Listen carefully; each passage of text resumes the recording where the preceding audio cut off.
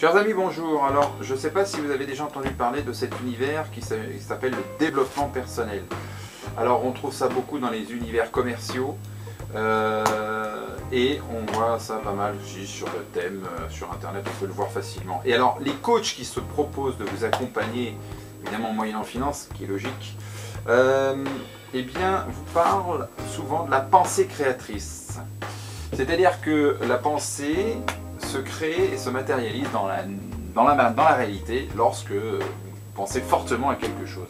Alors je trouve que leurs preuves ne sont pas forcément probantes. C'est pour ça que j'avais envie de démontrer que quelque part c'est pas faux.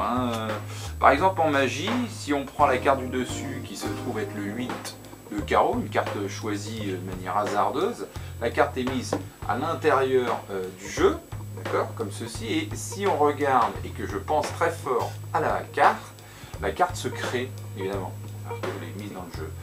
C'est vraiment le 8 de carreau. Et alors si on regarde complètement dans le jeu, vous allez pouvoir voir qu'il n'y a qu'un seul 8, il n'y en a pas deux. D'accord ?